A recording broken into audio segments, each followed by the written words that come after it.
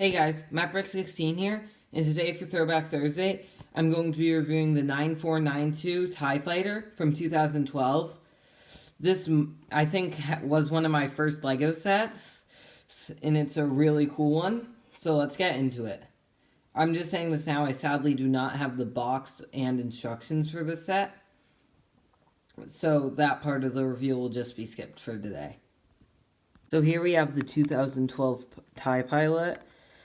This is a really bland minifigure. On the helmet, there's no real marks other than the tubes right there, and then that marking right there, and then the Imperial insignias, and then there's very minimal torso printing, and then he has a normal Stormtrooper face for 2012. It is a really bland minifigure, but it's okay to have in the set. You need a TIE Pilot, but they could have done a lot better in 2012, I think. So the second minifigure is an Imperial Officer.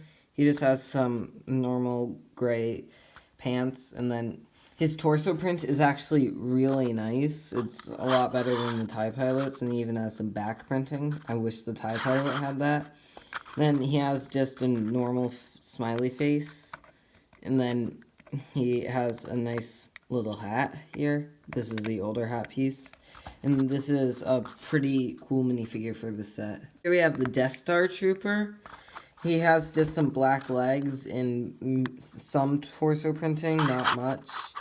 I would have wished we got back printing like the Imperial Officer figure. That was a real inconsistency in 2012. And then he comes with a nice blaster, and then the face print is really nice. And then the back printing is really nice with the goggles. And I think this was the cheapest way to get this figure. The only other way, I think, was the Death Star at the time, and you couldn't even get this face with it. This face was, I think, made for General Veers that year. So this is a pretty cool minifigure. The last minifigure in the set is a droid that's known as R5J2. And he looks really cool.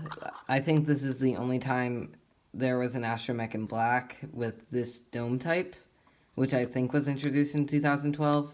He has some nice gold printing there, gold and black and silver, and then the dome piece on his head is really nice with the different markings there for an Imperial droid. And then he has some nice gold up there, and overall, this is probably one of the best figures in the set.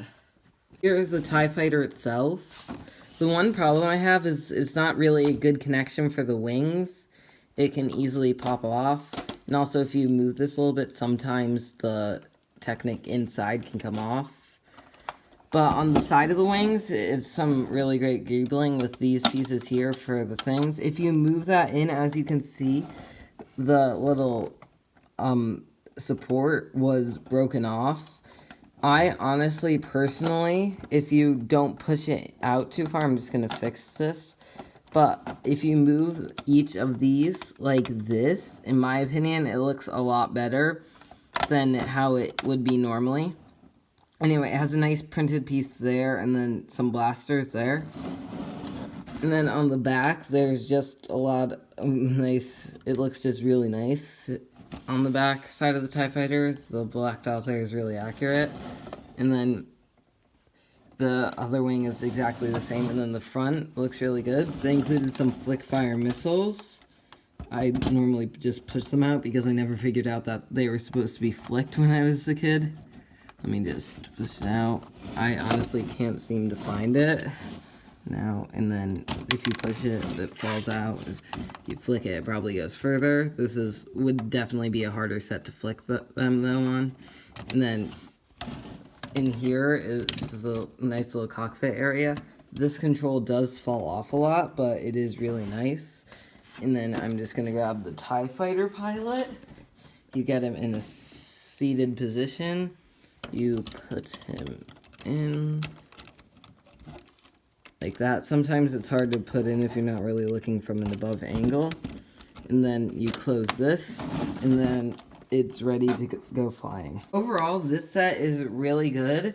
This was actually the first black and gray TIE Fighter we ever got. All the older ones were black and blue for some reason, so you gotta love that. And this is just a really cool set from 2012, and definitely better than the new 2021 one. It's a lot bigger. And yeah, it doesn't really compare to the solo Star Wars Story one, but it's still really cool. So anyway, guys, thank you for watching. Please like and subscribe, and I'll see you in the next one.